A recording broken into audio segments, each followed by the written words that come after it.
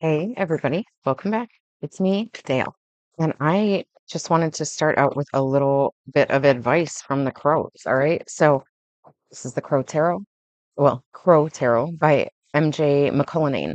And I'm just like at one with the crows. I love them. I'm obsessed with them. And I just always have. So, I have always have been.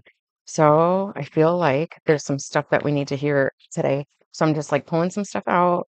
Um, Based on what feels like there needs to be a message for.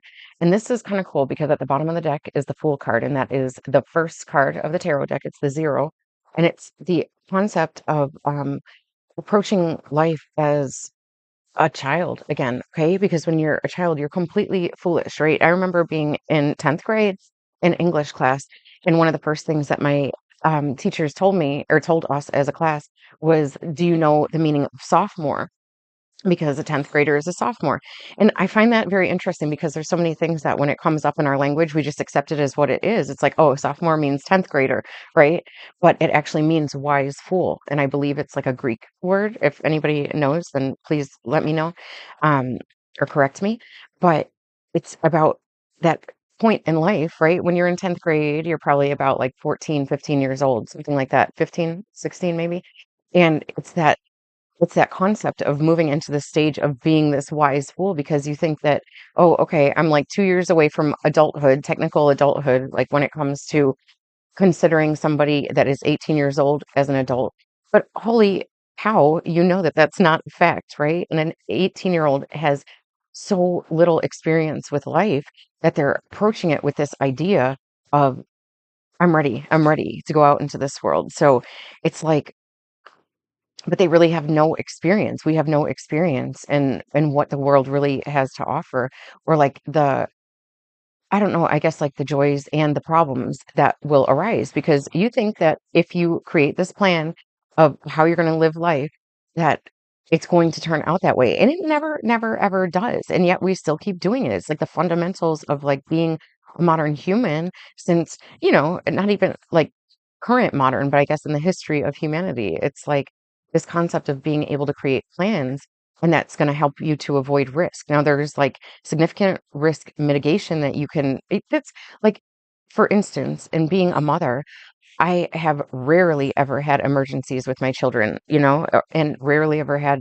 any of them um so sick that they have to like stay home for multiple days, or that they're like throwing up and stuff like that. And that's because of risk mitigation, and it comes through on every level of life.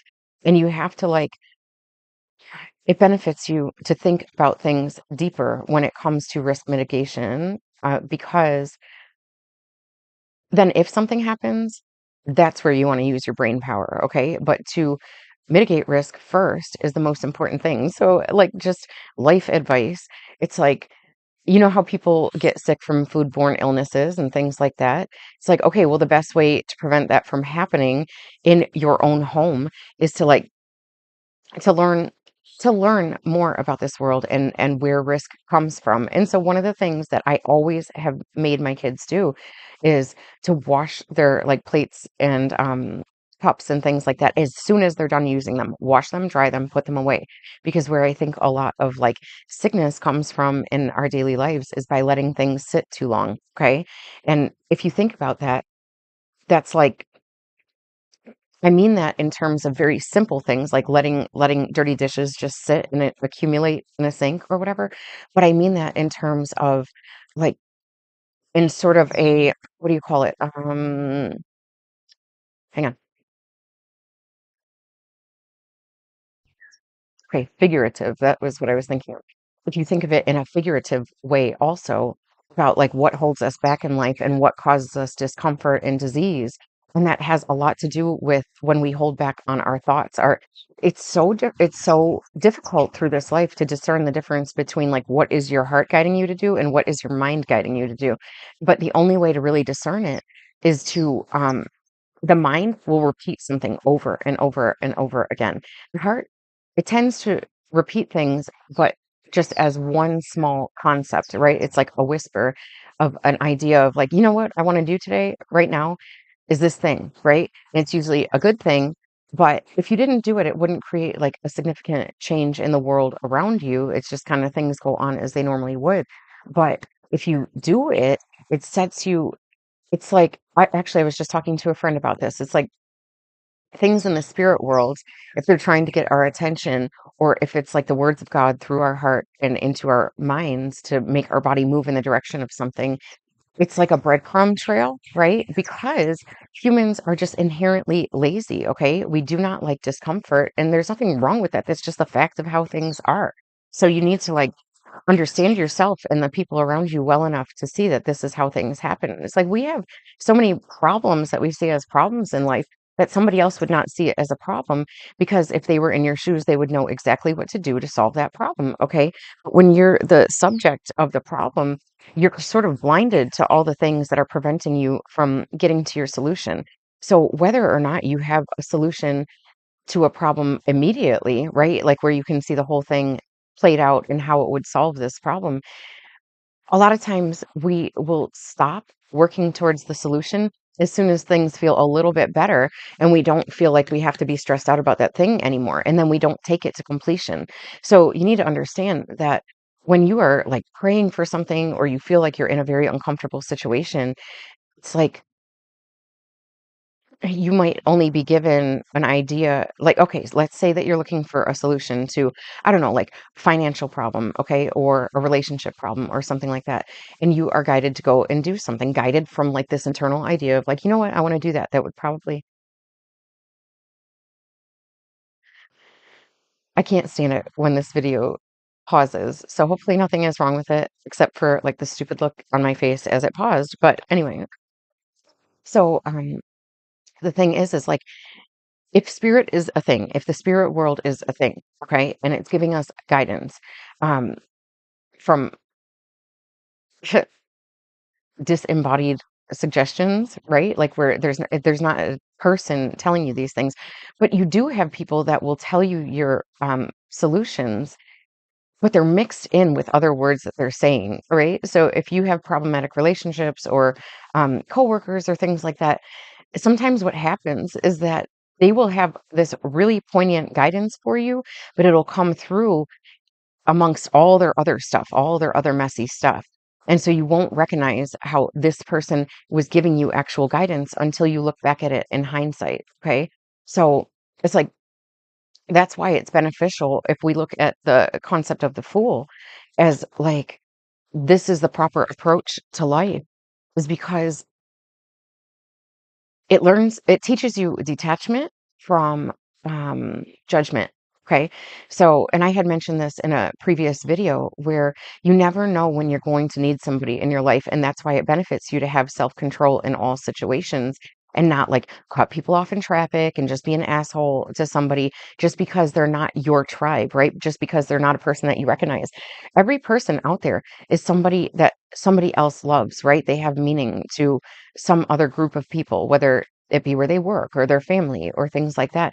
It's like you need to treat everybody like their family, whether you want to or not, because it's going to go against what your ego wants. Your ego wants to protect you and it wants to keep you safe. Okay, hang on 1 second. So you will have these like natural flare ups in your reactions to things where you're just solely judging somebody or something on the circumstances in which, like, um, how you feel about it. Okay. So if you're like with strangers, you're gonna have you need to think about this. Everybody that is in your life was a stranger at one point, okay? And there was a point of transition in which you started to listen to them more and accept them more, and then you started to open up more together, all right? And I think a lot of people, um, I don't really transition who I am based on how long I've known somebody. I'm just kind of like me the whole way through. And sometimes that's like a little bit I don't overwhelming is the only word that I can think of for it, but sometimes it's a little bit,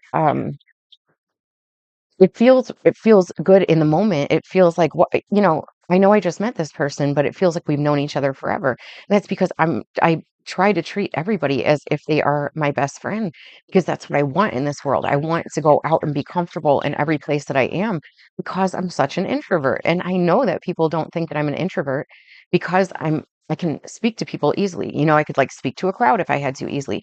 It's because introverts get so uncomfortable going outside of their own realm of security, that they have to practice this over and over and over again. Not all of them, not all of us, right? But I have had to do it because I've had to just cause in this life, that's what my path has taken me down. It's like I knew that I didn't like speaking in front of people. I knew that I didn't like being in groups. I knew that I didn't like group work. I didn't like any of that stuff. You know what? Where I feel most comfortable is just by myself in my surroundings, like, but nature has to be involved too. It's like I get sick of sitting within the same location all the time, but there's no judgment out there in nature and everything has a life to it, right? There's like this living quality about it. Think about it. Think about it. You could live in the greatest house that you could ever imagine, but don't you find yourself like looking out from that house, out the windows at a tree or the sky or birds? There's like we always have this connection, this draw to this natural beauty that exists in life, even thunderstorms, even destructive nature, right? We love to see destruction, even when it's like people destroying each other. We are so fascinated with that. There's something so much more powerful in the natural world rather than just planning and thinking things out and risk mitigation, all that stuff that's fucking boring. If we really liked it, it would be easy for us to just take the path of it's like we consider it taking the path of least resistance because we're trying to plan for a path of least resistance. And yet, I promise you that you experience this. It's not just me. I know I've had a difficult path because I tried to do what was recommended, of like go to school, go to college, get these jobs, do these things. And it's like I have followed those things exactly as I was supposed to and met up against so much resistance that I just shouldn't have had to.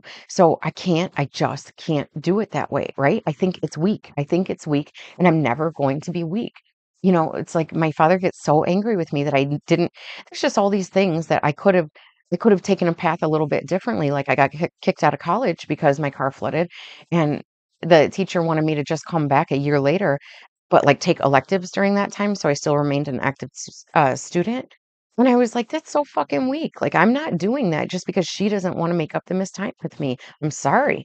And it's like, you should, he always looks at it as like, you should have just taken the easy path. It's like, that that's not guaranteed to be the easy path. I did everything that I was supposed to in college to get to where I was, and I actually worked a lot harder because I was trying to collapse my program down from a 5-year program into a 4-year program. So I was like really working way harder than a lot of other people were.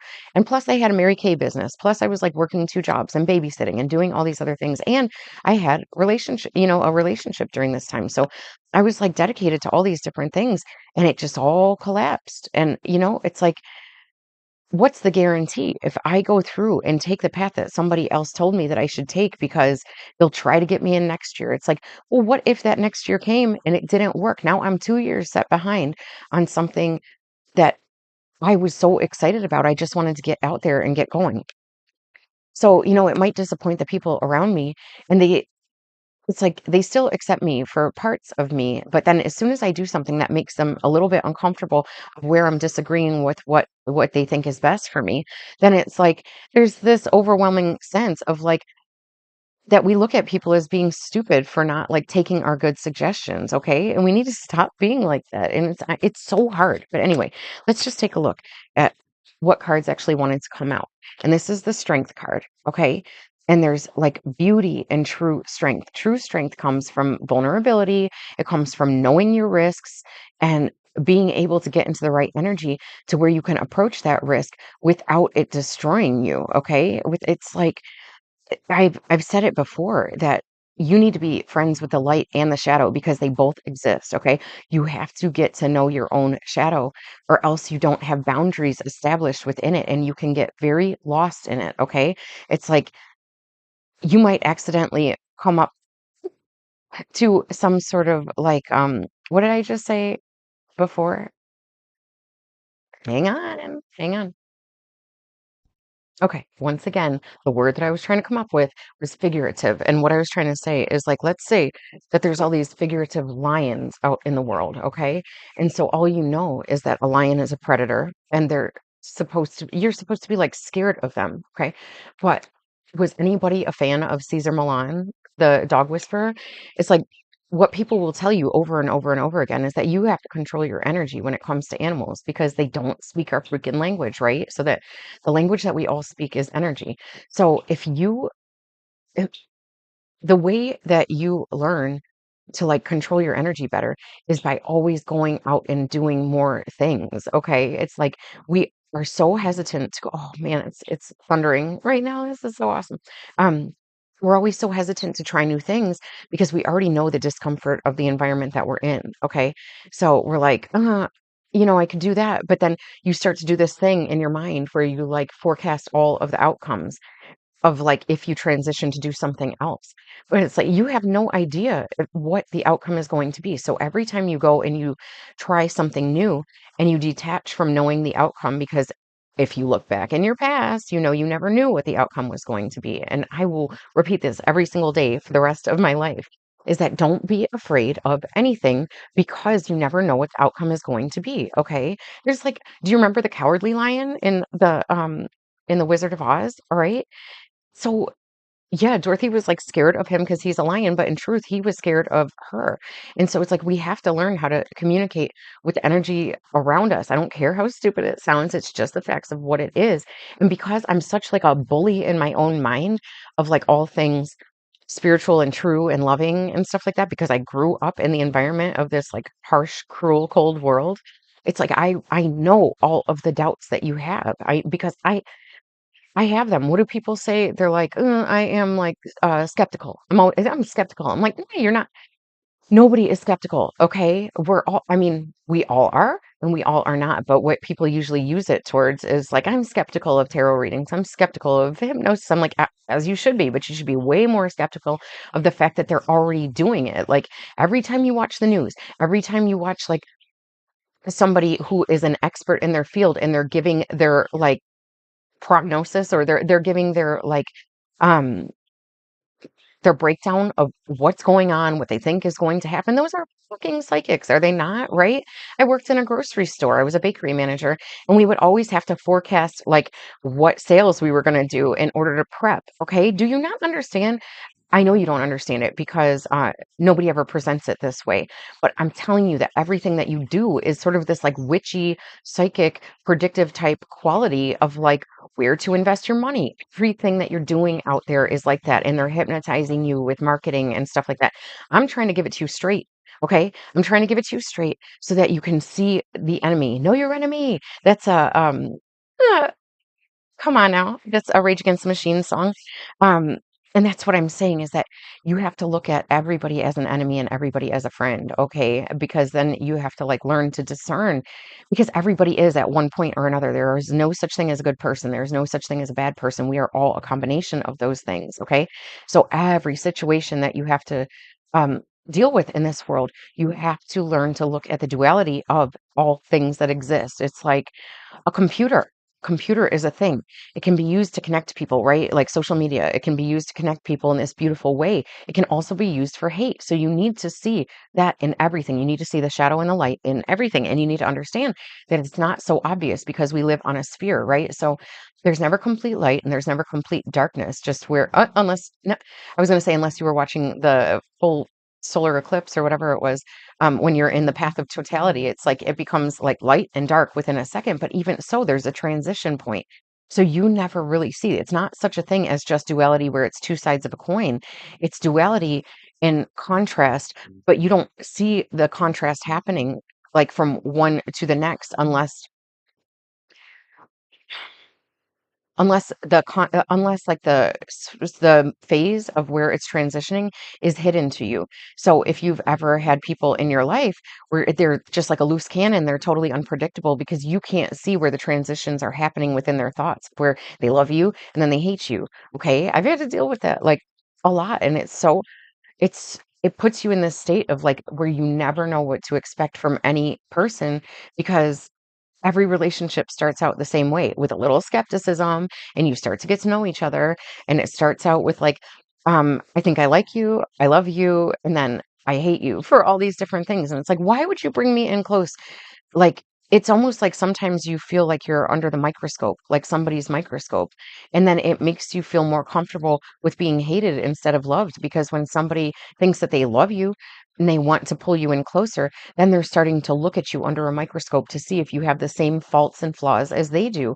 And then it's like, but we don't have to live that way. We can just accept people as they are and realize that we all have the same fucking flaws, like regardless of what you think of somebody from the outside. Okay, so let's move forward and this reading. So the order that it was in was the strength. And that's what I'm saying is that you need to get comfortable with all the things that you were taught to fear, okay? Because the things that you fear are afraid of you too. All right. And then once you learn to not have fear for those things don't have fear for you, and they let you come in closer because they want something on their side too. I really want you to think of this. How do we feel about the sun? And I'm talking about the sun in the sky out there, millions of miles away. How do we feel about it? Does the sun make us happy or sad? Okay. I would have to assume that it would make most people happy. Like, I'm not a super sun lover. I'm more comfortable in the dark, but that doesn't mean that I don't love the sun. But think of what the sun itself is. It's this thing that's on fire for how many years? How many, like hundreds of thousands of years, is that star going to have to burn itself? It's on fire until one day that light goes out, that fire goes out. Do you think it's comfortable for the sun to be the sun? It's like in terms of like Jesus, he was considered the son of God, right? Son, they're spelled differently. But Jesus, you know, he was like loved by his father so much because it was his own energy put into human form that he was willing to sacrifice him for the sins of the world, whether that's a literal story or a figurative story, it doesn't matter. It has the same meaning. And so you have to understand that when we think of love as being this soft, pink, lovely roses type of thing, it's like, not for Jesus, right? He was so loved by his father that he knew that he was going to die by torture, and he still sacrificed his life for the love of his people. Okay, so that you didn't have to suffer torture. So you need to understand that the things that we love, there's also like when they love us back, sometimes it causes them the greatest pain. Okay, because they are sacrificing for you, right? These are like deep meanings, and I want you to take time to think about it. But Seven of Pentacles, this is about taking time, right? For things to, first of all, seven is a sacred number. If you know, there's like seven primary chakras. There was seven primary planets. Um, and I know that we can disagree on these things. It doesn't matter. I'm just telling you what I have heard. 7 days in a week, God rested on the seventh day. There's just this feeling of luck with the number seven. It feels sacred. It feels holy. It feels special for some reason. And when we're looking at the seven of Pentacles cards, in this one, it's depicted as like the crow sitting on its eggs, waiting for them to hatch. And that's really what it's about. It's that like we. It's said that we go in 7 year cycles also, like the zodiac signs are representative of 7 year cycles of life. Like Aries is 0 to 7, Taurus is 8 to 15, and so on and so forth.